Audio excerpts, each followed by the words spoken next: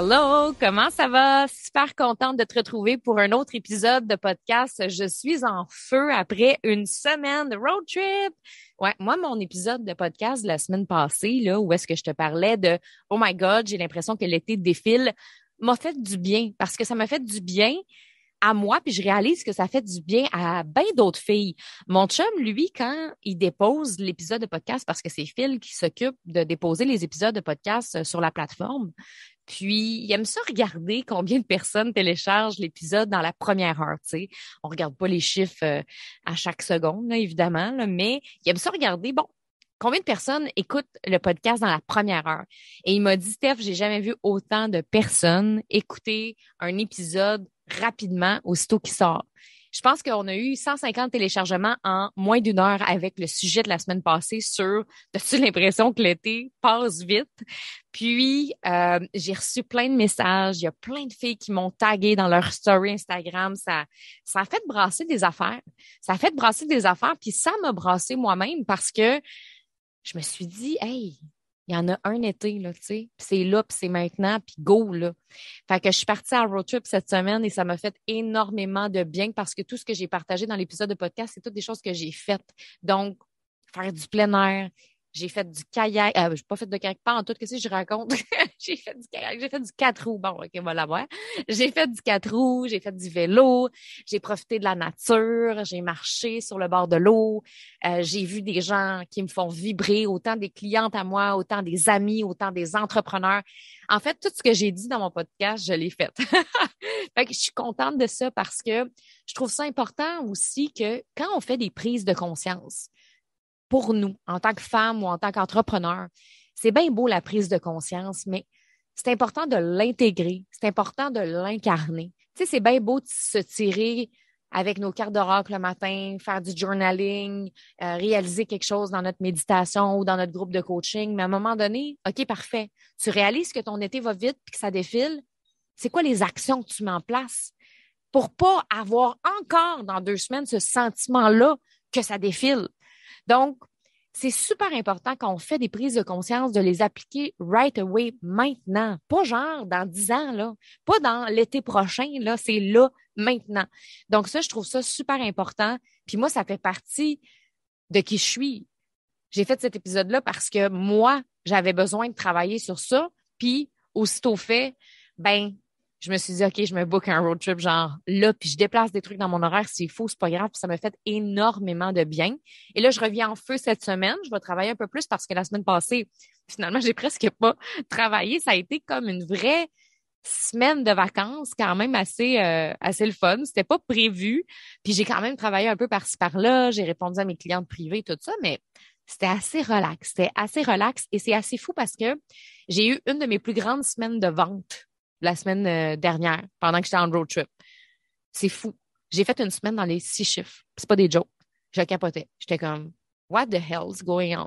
J'étais comme, aïe, aïe, c'est fou comment quand on s'écoute puis quand on écoute notre énergie, ça a un grand impact puis on s'en rend pas compte sur le coup. Mais là, c'est après coup, tu fais, waouh, ça m'a fait du bien.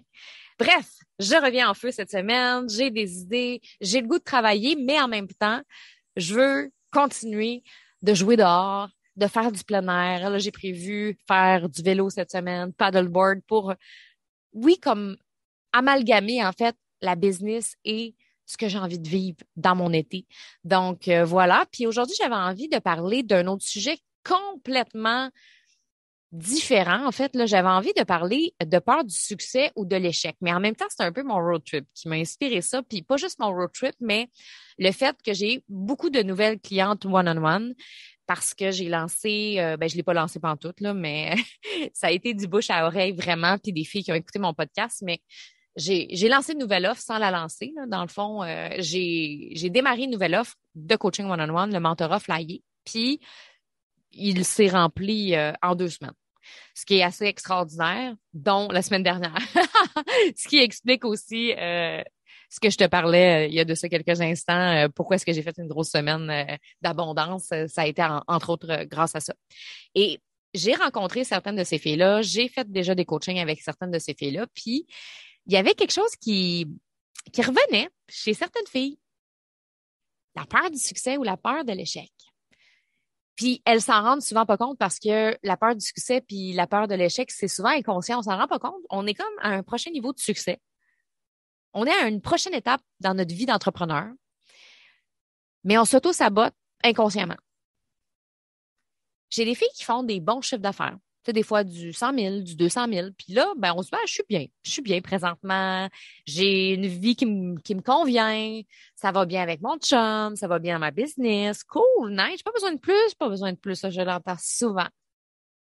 Puis là, finalement, quand tu creuses, tu réalises, oh, on a une petite peur du succès ici. Oh, on a une petite peur de l'échec ici. Et là, je dis pas qu'il faut tout le temps viser plus haut. Mais oui, un peu. Parce que la vie, c'est ça aussi. La vie, c'est l'aventure. La vie, c'est la nouveauté. La vie, c'est d'essayer des nouvelles choses. Viser plus haut, ça veut pas dire toujours faire plus d'argent. Viser plus haut, c'est viser nouveau.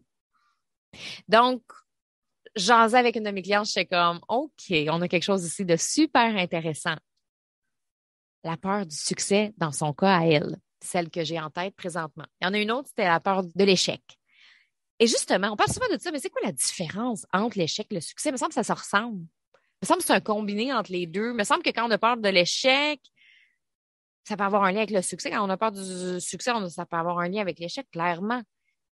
Mais j'avais envie aujourd'hui qu'on décortique ça ensemble. C'est quoi la différence entre les deux? Énergétiquement, comment on le ressent? C'est quoi l'impact réel dans nos comportements? J'avais envie qu'on décortique ça ensemble aujourd'hui parce que la peur de l'échec et du succès, ce que je me rends compte avec mes clientes en one-on-one, celles que j'accompagne très privées, puis celles qui sont en Voxer avec moi aussi, sont les plus grandes causes de stagnation dans notre business. On n'a pas besoin d'une nouvelle stratégie. On n'a pas besoin d'une nouvelle façon de faire. On n'a pas besoin d'un nouveau marketing super sacoche. On a besoin d'aller voir, mais qu'est-ce qui nous empêche vraiment de passer à la prochaine étape, de passer au next step dans notre vie, dans notre business? L'image que j'ai, moi, de la peur, du succès et de l'échec, c'est comme si on était attaché à des élastiques. Il y a quelqu'un qui tire dessus super fort pour nous empêcher d'avancer, mais aussitôt qu'on lâche les élastiques, ça nous propulse vers l'avant. Puis tu sais qui tient les élastiques? Devine, c'est toi. Personne d'autre que toi, même si on se fait croire, ben oui, mais non, c'est ma mère qui m'empêche mon chat, moi, c'est les enfants, nanana. It's you, only you, OK? C'est nous qui retirons les élastiques. On peut avoir l'impression que les autres autour de nous tiennent les élastiques, mais c'est pas le cas. C'est souvent nous. Puis on a le pouvoir, hein, de lâcher une fois pour toutes ce motadine d'élastique-là qui nous empêche d'aller à la prochaine étape, qui nous empêche d'aller là où il y a quelque chose de beau, là où il y a quelque chose à découvrir, là où il y a peut-être une possibilité que tu t'attendais pas du tout. Et à chaque nouvelle étape de notre entreprise, que tu sois à 2 doigts de laisser ta job temps plein pour travailler uniquement sur ton business, que tu sois tout près d'atteindre ton premier 100 000, oh my God, ou ton premier peut-être demi-million, que tu sois à un moment important où tu dois décider, est-ce que j'investis dans ce coach-là, dans cette coach-là, ou est-ce que j'engage cette nouvelle personne-là dans mon équipe? Chaque fois que tu as à faire ce genre de move-là, ben oui, j'en parle souvent. Il y a un sentiment d'inconfort qui peut monter. Ça va pas diminuer avec le temps, ma belle, non. Il va y avoir autre chose plus tard. Il va y avoir autre chose à la prochaine étape. Puis honnêtement, c'est tellement gros pour moi, ce sujet-là aujourd'hui. Il y a tellement de choses que j'ai envie de jaser. Parce que oui, je veux décortiquer la peur du succès, la peur de l'échec, mais je veux donner des trucs.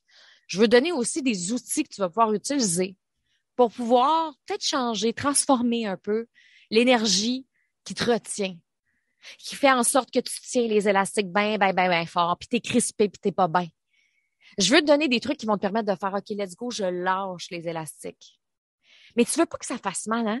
Parce que si tu lâches trop vite, ça se peut que tu fonces dans le mur, hein? C'est possible. Ou ça se peut que tu te fasses mal parce que tu étais tellement tendu quand tu tenais les élastiques que si tu lâches trop vite, ça se peut que tu te blesses. Ça se peut que tu te blesses physiquement, émotionnellement. Moi, je veux que tu laisses aller l'élastique, mais tranquillement, pour que tu te sentes bien. Donc, c'est un peu ce que je veux t'amener. Puis, c'est pour ça que je pense que je vais le faire en 2 parties, cet épisode-là, parce que j'ai du stock. J'ai des choses à dire sur le sujet, puis je pourrais en parler facilement 3 heures. Parce que c'est un gros morceau, c'est un gros noyau. Donc, je pense que je vais faire une partie 1 puis une partie 2. Partie 1, on va aller voir la différence entre la peur du succès, la peur de l'échec. On va plonger dans chacune de ces peurs-là. Puis la semaine prochaine, je vais te donner des trucs. Aujourd'hui, le but, ça va être d'aller voir, OK, c'est quoi ma peur là, présentement? Parce qu'on en a toute une. Moi, je pensais l'autre fois que j'étais dans ma zone de confort, tabouère. J'ai bien réalisé que j'avais peur du succès. Encore, c'est tout le temps ça, moi. On dirait que j'ai tout le temps peur du succès. Puis tu vas voir, je vais en parler un peu plus tard, mais moi, c'est le succès qui me fait peur, c'est pas l'échec. L'échec ne me dérange pas. Surtout que moi, j'ai appris à valoriser l'échec. Ouais. J'ai appris à valoriser l'échec. Moi, l'échec, je trouve ça beau. Moi, je me dis, dans la vie, il faut faire des échecs pour réussir. L'échec, c'est les leçons de vie. L'échec, c'est ce qui nous permet d'avancer. C'est à travers les échecs qu'on arrive à avoir du succès. Donc, moi, là, dans ma belle petite croyance, là, je valorise l'échec. Fait que ça me dérange pas d'échouer. Mais attention, le succès, le prochain niveau, ça amène plein d'affaires. C'est ça qu'on va jaser aujourd'hui. Donc, on va commencer, tiens, avec la différence entre la peur de l'échec et du succès. On va rentrer dans la peur de l'échec. La peur de l'échec, c'est beaucoup associé à la peur de ne pas réussir quelque chose. Quand on embarque dans un nouveau projet, une nouvelle étape de notre succès, on le sait qu'il va falloir mettre de l'énergie, du temps puis de l'argent. C'est les 3 choses où est-ce que on va mettre le plus d'énergie, de temps puis d'argent, dans le fond. C'est les 3 choses à retenir. Tu le sais que tu pars ta business puis que tu laisses ta job, clairement, il va falloir que tu mettes de l'énergie pour avoir des clients. Il va falloir que tu mettes du temps pour créer ton contenu sur les réseaux sociaux, te faire connaître, augmenter ta visibilité. Il va falloir que tu mettes de l'argent aussi. Parce que tu vas vouloir faire des formations pour t'améliorer, tu vas peut-être vouloir avoir un coach pour t'aider. Quand on investit de l'énergie, du temps et de l'argent, là, on ne veut pas échouer. On ne veut pas échouer. Parce qu'on se dit, hey, j'ai passé des mois à mettre de l'énergie dans cette business-là, puis en plus, j'ai lâché ma job. J'ai passé des heures, puis des soirées, puis j'ai dit non à des amis pour certaines choses. Puis j'ai dépensé l'argent que je m'avais gardé pour le voyage familial, là. J'ai sorti cet argent-là pour investir là-dedans, fait qu'il faut que ça marche. Donc, c'est comme si on se disait, c'est impossible que ça marche pas, il faut que ça marche. On a peur d'échouer. Le cerveau veut pas. Le corps aussi. Puis qu'est-ce qui nous fait vraiment peur? C'est sûr que, comme j'ai dit, on veut pas avoir dépensé notre énergie, notre temps et notre argent dans quelque chose qui fonctionne pas. Mais une des plus grandes peurs associées à la peur de l'échec, c'est le rejet social. Si je réussis pas, de quoi je vais avoir l'air, moi, devant les autres, devant mes amis, devant mon chum, devant mes parents, devant mes anciens collègues? Qu'est-ce qu'ils vont dire de moi? On est dans une société qui est conditionnée à la réussite, à la performance. Les gens nous regardent voir si on va réussir. Plus tu te répètes dans ta tête la phrase « je dois réussir », plus il y a de fortes chances que sa sœur jumelle, je peux pas échouer, ne soit pas bien loin. Quand on se dit constamment « je dois réussir, je dois réussir, je dois réussir », je peux pas échouer pas loin. C'est fort, je dois puis je ne peux pas. Je dois et je ne peux pas, c'est hyper fort. Imagine si, justement, tu échoues. Tu vas perdre ta valeur personnelle, ça va avoir un impact. Puis, tu sais, moi, je l'ai ressenti, cette pression-là, de la part de quelques personnes dans mon entourage quand j'ai voulu quitter la télé, là, juste avant que je quitte. C'est quand j'étais dans le processus de décision qui a duré genre 1 an et demi à peu près, là, que je tournais dans ma tête, je le fais-tu, je le fais pas. Puis je le savais que je voulais le faire, mais il y avait plein d'affaires.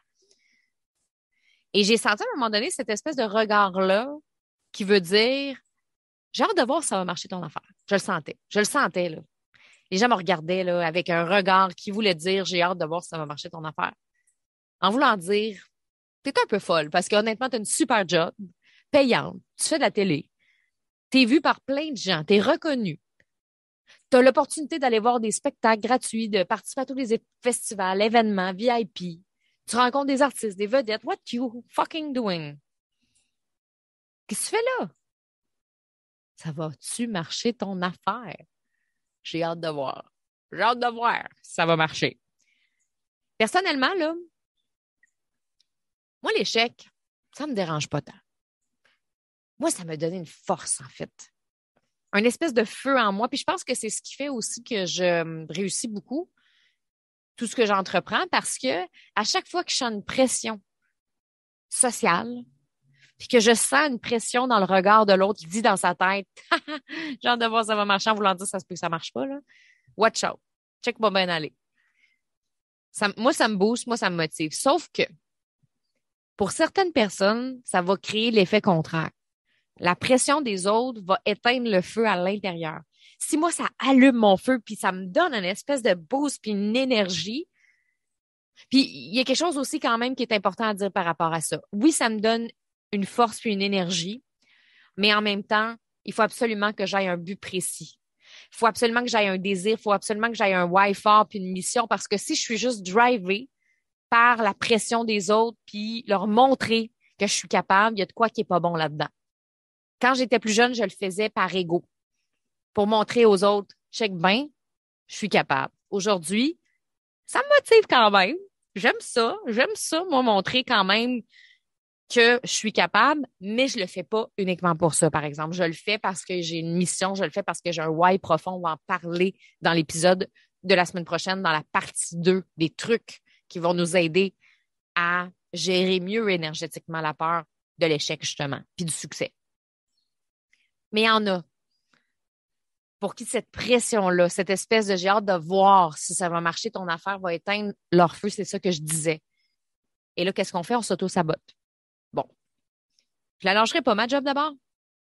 Je l'investirai pas, cet argent-là, parce que je veux pas me faire rejeter par les autres. On le dira pas de même, mais c'est ce qu'on ressent. On veut pas se faire rejeter par les autres.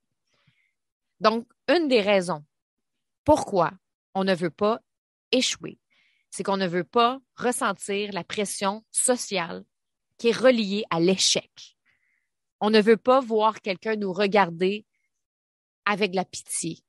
On ne veut pas que notre mère nous regarde avec de la pitié, que nos anciens collègues nous disent, ah, on le savait que ça marcherait pas, on s'en doutait. On veut pas ça. Donc, est-ce que ça vaut la peine d'aller de l'avant dans ce cas-là? S'il y a un risque de peut-être être rejeté par certaines personnes autour de nous. Il y a aussi un autre point important qui est relié à la peur de l'échec et c'est la rétrogradation hiérarchique. Admettons que tu as un poste super important, que tu es directrice d'une entreprise, tu es valorisée par ton rôle de directrice, tu as un gros salaire, ça va bien. Il y a un risque en devenant entrepreneur, parce que c'est ça, mettons, ton rêve, tu retombes en bas de l'échelle. Are you ready for this? Le cerveau aime pas ça, se faire rétrograder. C'est quoi l'avantage? Je suis directrice, puis là, tout d'un coup, je vais être entrepreneur, puis je commence au bas de l'échelle. Et ça, je le vis présentement avec une de mes clientes qui travaille pour une grosse compagnie. Une grosse compagnie assez extraordinaire qui est reconnue, qui est valorisée par l'extérieur beaucoup. Puis pour elle, son identité, c'est de travailler pour cette compagnie-là. Ça a toujours été son rêve de travailler pour cette compagnie-là, un peu comme moi quand je travaillais pour TVA ou quand je travaillais pour Rouge FM. Tu sais, ça avait toujours été mon rêve de faire de la télé dans une grosse boîte, de faire de la radio dans une grosse boîte. Puis mon identité, c'était l'identité d'une animatrice. Si je reviens à ma cliente se sent un peu comme je me sentais à ce moment-là avec Rouge, avec TVA. Elle a son entreprise on the side, mais clairement pour elle, intérieurement, de faire le switch entre ce travail-là qui est hyper reconnu socialement, où est-ce que les gens sont comme « Oh my God, c'est fou ce travail-là, c'est donc ben wow! » Et être entrepreneur en ligne, c'est une méchante drop énergétique. Même si c'est ce qu'elle veut faire au plus profond d'elle-même, c'est très difficile pour le cerveau de se faire rétrograder hiérarchiquement. Parce que ça semble pas logique. Ça semble pas logique parce que tu es déjà en haut, pourquoi c'est en bas? C'est un peu ça. C'est comme si tu étais à Bora Bora puis on te dirait hey, ça te tente-tu d'aller genre dans le fin fond du bois, pas d'électricité, dans une petite cabane, pas de toilette, tu sais. Non, je suis à Bora Bora. Ben, c'est un peu ça que ton cerveau ressent. Tu as une grosse job, tu es reconnu, c'est un endroit qui est super valorisé, puis là, tout d'un coup, tu vas être entrepreneur en ligne.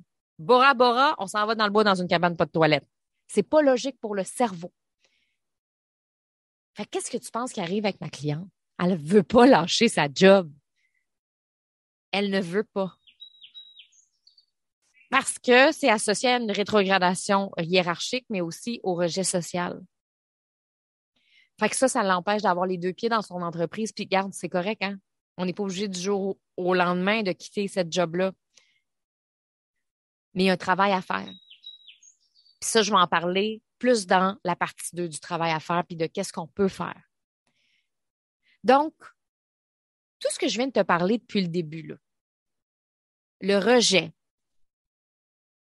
qu'on peut ressentir de la part des autres, la rétrogradation hiérarchique et tout ce qui est douleur reliée à l'échec, c'est très challengeant pour une entrepreneur, puis ça peut être suffisant pour laisser faire. Laisser faire cette chose-là qu'on a envie. Il y a une autre affaire aussi, qui est la perte de ressources, qui fait souvent peur à ma gang de femmes. L'argent, c'en est un gros sujet, hein? C'est aussi ça, tu sais, mettons, exemple, on prend la même cliente qui change de travail, tu sais, qu'elle passe de cette grosse compagnie-là, puis là, elle décide de se partir en ligne. C'est aussi la perte d'une ressource importante qui est l'argent. Ça va bien, là? Il y a une stabilité monétaire. Si je deviens entrepreneur en ligne, en plus de perdre mon statut hiérarchique, de passer de Bora Bora, je m'en vais dans le fin fond du bois, puis là, j'exagère, c'est juste pour que tu comprennes un peu comment le cerveau voit ça, lui. Tu passes de Bora Bora, tu t'en vas dans une petite cabane dans le bois, puis en plus, on t'enlève ton argent. Hey, ça va bien, hein? C'est un peu ça. C'est que tu as une stabilité financière, ça va bien, tu peux te payer ce que tu veux, tu peux voyager où tu veux, mais là, c'est parce que si tu te lances à temps plein comme entrepreneur, ça se peut qu'au début, ce soit un petit peu plus difficile puis que tu n'aies pas le même montant que ce que tu avais avant. Mettons que tu es payé 80 000 par année, là, puis que tu as un super de bon salaire. Ça se peut que tu fasses 40 000 ta première année. Ça se peut que tu fasses 50 000 cette année. Donc, il faut être prête à perdre de l'argent. Je sais que ça a l'air illogique, mais c'est ça. Parce que éventuellement, peut-être que la deuxième année, tu vas faire 90 000. Puis après, la troisième année, tu vas peut-être faire 150 000. Puis la quatrième année, tu vas peut-être passer à 480 000. Et là, plus ça va avancer, plus tu vas comprendre ton move. Puis tu vas faire, wow, je gagne vraiment plus que ce que je gagnais avant. Mais la première année, ça se peut que ce soit plus difficile. Puis c'est pas facile, cette partie-là. Donc, il faut être prête à perdre de l'argent, sa sécurité financière puis son confort pour réaliser certaines de nos prochaines étapes. Puis il y a des personnes pour qui c'est vraiment difficile. Fait que je te dirais que tout ce que je t'ai parlé par rapport à la peur de l'échec, le rejet, peur de ressources, rétrogradation, c'est toutes des choses qui font en sorte que on va s'auto-saboter. On a peur de pas réussir. On a peur de pas faire autant d'argent qu'on avait avant. On a peur de pas être capable de retrouver le statut qu'on avait, la valorisation qu'on avait. On a peur de pas retrouver peut-être certaines relations ou de perdre certaines relations aussi. Des gens qui nous admiraient là, dans notre ancienne job vont-ils encore nous admirer quand ils vont voir que ça va pas si bien que ça? Donc, on a peur de perdre. On a peur de manquer quelque chose aussi. De manquer de quelque chose. Peur de l'échec. Ensuite, il y a la peur du succès. La peur du succès, c'est la peur de réussir quelque chose. Puis, à première vue, ça semble illogique parce que on veut réussir. On veut faire un plus grand chiffre d'affaires, par exemple. On veut accéder à un niveau de succès. Puis on a peur de ça. Et on le sait que le prochain niveau de succès va nous permettre de réaliser nos rêves, d'avoir plus de liberté, de voyager plus, d'obtenir plus de clients. C'est quoi le problème? Ce qui fait souvent peur avec le succès, ce sont les nouvelles responsabilités que vont engendrer ce succès-là. Avoir plus de clients, c'est souvent ce que les filles veulent. Moi, je veux plus de clients, Steph. Moi, je veux plus d'argent, Steph. Mais avoir plus de clients, c'est bien cool. Mais c'est plus de clients à gérer. Ma première année là, d'entreprise, j'ai eu à peu près peut-être une dizaine de clients. Là, je travaillais encore à la télé, tout ça. Là, la deuxième année, j'en avais 60. Puis là, après, c'est 200. Puis là, après, c'est 400. Puis là, après, tu sais, c'est pas la même chose. C'est plus de clients à gérer. Plus de clients, C'est des nouvelles responsabilités. Peut-être que c'est des employés aussi à engager. Ce qui fait souvent peur à plusieurs femmes entrepreneurs, c'est est-ce que ces nouvelles responsabilités vont limiter ma liberté? C'est le fun de se pogner le beigne pour procrastiner dans son hamac, là. Je vais-tu pouvoir encore faire ça, la procrastination dans mon hamac? Il y a aussi les mamans qui ont peur de ne plus avoir de temps de qualité en famille, hein. Ça, c'est quelque chose que j'entends beaucoup dans mes groupes, ce qui fait que parfois, elles restent inconsciemment à un niveau de succès inférieur juste pour être sûres de ne pas perdre le temps de qualité dans leur famille. Donc, la peur du succès, c'est beaucoup, beaucoup relié aux nouvelles responsabilités qui font peur à certaines femmes.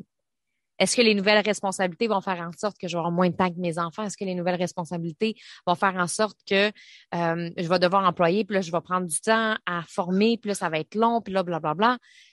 Mais c'est parce que l'affaire, c'est qu'on ne peut pas le savoir vraiment, malheureusement. On ne peut pas vraiment savoir comment ça va se passer, fait que c'est pas évident. Le succès, c'est aussi des nouvelles décisions. Ça vient avec des nouvelles décisions à prendre qui peuvent affecter toutes les sphères de notre vie, pas juste la business. Je pense que si c'était juste la business, probablement que le succès serait encore plus facile à atteindre. C'est ça que j'ai envie de dire. Mais vu que le succès vient avec des décisions à prendre qui peuvent affecter toutes les sphères de notre vie, des fois, on y pense 2 fois avant d'avoir du succès. Moi, je me suis auto-sabotée, puis j'en parle souvent à la réussite pendant au moins 2 ans.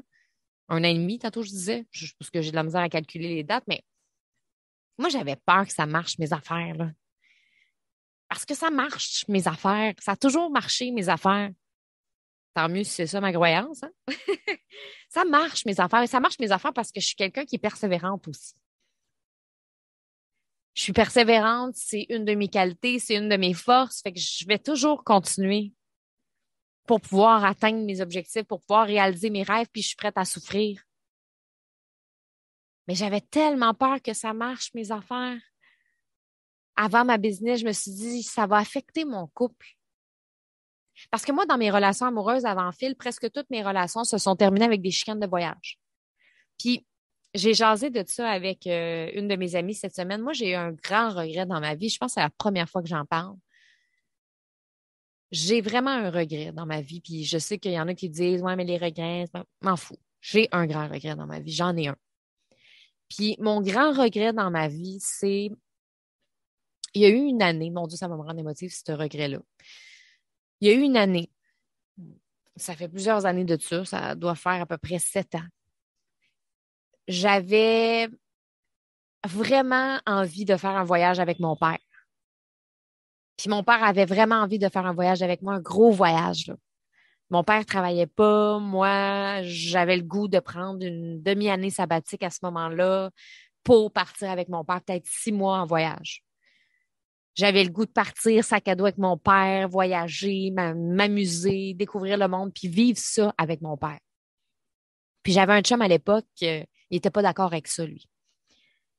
Il était pas d'accord avec ça, lui, parce qu'il disait, ben là, tu vas partir 6 mois, mais là, moi, je peux pas être sans toi pendant 6 mois, nanana. Puis j'ai fini, en fait, par lui donner raison. Par lui dire, ah, t'as raison. Parce que j'étais pas assez forte émotionnellement dans ce temps-là dans mon couple. Là, je dis que ça fait 7 ans, ça fait plus longtemps que ça, parce que ça fait 6 ans que j'étais avec Phil, ça fait bien plus longtemps que ça, doit faire 10 ans. Puis,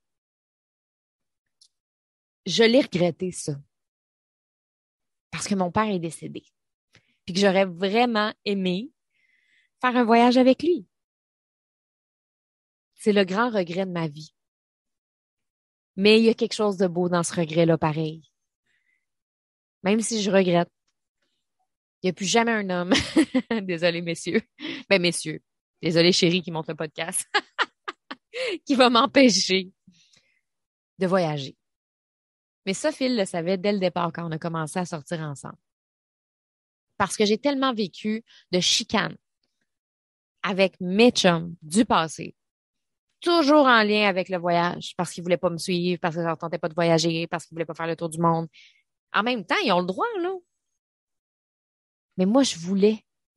Je savais, moi, que c'était ça que je voulais, me créer ma structure de plaisir, voyager, le plus souvent possible. Je me suis toujours vue voyager au moins 6 mois par année. Ça fait longtemps que c'est mon rêve. Phil aimait voyager, mais il y a un moment donné où je me posais la question, est-ce qu'il va me suivre? Il a le même emploi depuis 15 ans, là. Lui, il aime la stabilité. Fait qu'il y avait genre de petites questions qui me popaient dans la tête de temps en temps. Est-ce qu'on va devoir se séparer? Puis j'étais pas prête à ça. J'avais pas envie d'aller là. Donc, je suis restée dans ma zone de confort, puis j'ai fait des actions qui m'assuraient d'échouer. J'ai fait des choses pour échouer. Parce que je me disais, bon, échouer, j'ai pas de problème avec ça. Ça me dérange pas d'échouer. Je valorise l'échec. Donc, je peux bien échouer, il n'y a pas de problème. Je voulais être sûre de ne pas réussir à ce moment-là. Parce que j'avais peur de perdre mon chum. Puis, j'étais pas prête à ça, là.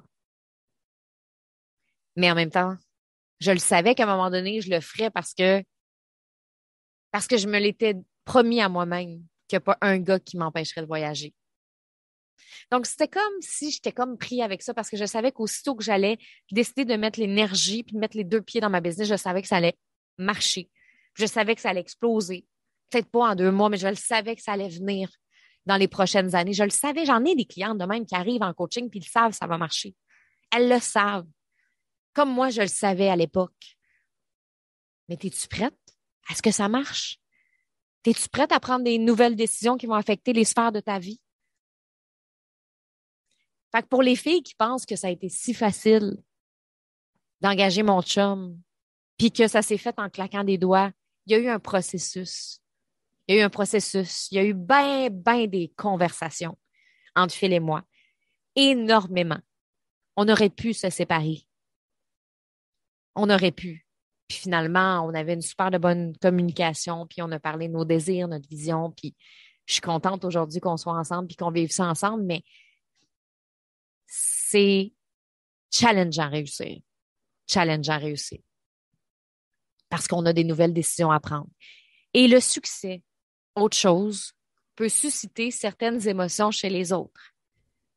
La jalousie, l'envie, ce qui peut créer, comme je mentionnais tantôt avec l'échec, une forme de rejet social qui peut être déstabilisante émotionnellement. On pense que le succès est associé à je vais avoir plus d'amis, je vais avoir plus ci, je vais avoir plus ça. Pas vraiment. Le succès peut aussi créer une forme de rejet social de ton entourage. Ça se pourrait qu'il y ait des gens qui n'acceptent pas ton succès. Ça se pourrait qu'il y ait des gens qui n'aiment pas ça, que tu fasses de l'argent. Parce qu'il y en a beaucoup qui ont la croyance que aussitôt que tu as de l'argent, tu es un crosseur. Aussitôt que tu fais de l'argent, ben, c'est que tu as sûrement volé à quelqu'un. Hein? Des belles croyances québécoises de village, là, tu sais. Ben, de village. Des belles croyances purement québécoises, là, par rapport à l'argent, là, il y en a plein dans notre société. Puis ça se peut qu'il y ait des nouveaux commentaires aussi qui vont peut-être apparaître sur tes réseaux sociaux. Des nouveaux commentaires que tu n'avais jamais entendus de certains membres de ta famille ou de tes amis. Tu vas peut-être ressentir que tu es rejeté par certaines personnes autour de toi. Tu vas ressentir du jugement. Tu vas ressentir de l'envie. C'est de la jalousie aussi de peut-être certaines personnes. Ce qui n'était peut-être pas le cas avant. Puis je pense que ce qui est assez challengeant, là, c'est que tu peux être surprise de personnes que tu affectionnais vraiment, que tu n'aurais jamais pensé que ces personnes-là t'auraient jugé par ton succès et elles le font. Moi, ça me fait capoter parce qu'il y a des gens que j'étais convaincue que ces personnes-là allaient me juger avec mon succès, puis au contraire, non. Au contraire, elles m'ont pas jugée, elles étaient fières de moi, fières de ce que j'ai créé, fières de ce que j'ai bâti, puis même moi, j'ai été surprise, j'ai fait « Ah ouais, je suis contente ». Il y a des gens que j'étais sûre qu'ils me jugeraient jamais. J'étais sûre que ces gens-là me jugeraient jamais par leur ouverture d'esprit, puis c'est ces gens-là qui m'ont jugé. Donc, le succès, c'est aussi ça que ça peut amener, de la jalousie puis de l'envie. Es-tu prête à ça? Puis la peur du succès amène aussi la peur de l'échec. Parce que le succès, dans ce qu'on s'imagine, crée d'autres peurs. Celle de ne pas être à la hauteur, celle d'échouer dans ce nouveau rôle-là, dans cette nouvelle étape-là. Si tu as été habitué toute ta vie, par exemple, de faire des conférences dans des petites salles, puis qu'on te donne l'opportunité de faire une conférence devant 4000 personnes, mais que toi, tu as fait des conférences devant 100 personnes, es-tu prête à ça? Es-tu prête à ça? Parce que peut-être que c'est ça qui va faire en sorte que quand tu vas te présenter devant ces 4000 personnes-là, ça va t'ouvrir des portes incroyables à l'international que tu te serais jamais imaginé. Puis que tu vas décoller, puis que tu vas être obligé d'engager 10 personnes après. Ça se peut que ce soit ça. Ça se peut. Mais là, toi, es-tu capable de faire ça devant 4000 personnes? Puis tout d'un coup, que tu échoues sur scène. Puis tout d'un coup, que ça ne sorte pas bien. Puis tout d'un coup, que tu te mets à bégayer. Puis tout d'un coup, que tu n'es pas capable. Donc, la peur du succès amène aussi la peur de l'échec. Donc, c'est vraiment intéressant de savoir, mais de quoi as-tu peur en ce moment? Puis, j'ai le goût de te donner un mini devoir. C'est rare que je donne des devoirs dans les podcasts, mais tu sais, c'est vraiment juste de te poser cette question-là aujourd'hui pendant que tu es en train de prendre ta marche, pendant que tu es en train de faire ta vaisselle, pendant que tu es peut-être en train de faire ton vélo. Puis, de poser la question en ce moment. Est-ce que j'ai plus peur de l'échec ou du succès? C'est quoi? Avec tous les trucs que Steph a dit aujourd'hui, avec tous les trucs que j'ai dit, on dirait que je parle à la troisième personne. Steph, es-tu là? Ouais, je suis là. OK. Qu'est-ce que j'ai dit aujourd'hui qui est venu résonner en toi, qui est venu te chercher? Donc, pose-toi cette question-là. En ce moment, est-ce que j'ai plus peur de l'échec ou du succès? Puis ça serait bien cool que tu viennes me dire c'est quoi qui est sorti pour toi sur Instagram, sur les réseaux sociaux, ça peut être sur Facebook aussi, j'aimerais ça. Je serais curieuse de savoir qu'est-ce qui est sorti pour toi. Puis la semaine prochaine, je vais te proposer des trucs pour gérer la peur de l'échec, gérer la peur du succès. Parce que c'est bien beau savoir de quoi on a peur, mais on veut avancer là-dedans. Donc, on va aller dans la deuxième partie la semaine prochaine avec des trucs concrets, mais réfléchis à tout ça. Cette semaine, tu vas voir, il y a des choses qui vont monter pour toi. Peut-être même demain, peut-être dans quelques jours. Et je suis sûre que ça va t'amener du positif pour la suite. Donc, je te souhaite une bonne semaine. Ça m'a fait super plaisir d'être avec toi aujourd'hui, comme d'habitude. On se retrouve la semaine prochaine pour la partie 2. Et d'ici là, ben, je t'invite à réfléchir à tout ça, à voir qu'est-ce qui monte en toi, qu'est-ce qui a résonné avec toi aujourd'hui. Puis, je te souhaite une bonne semaine. Bye!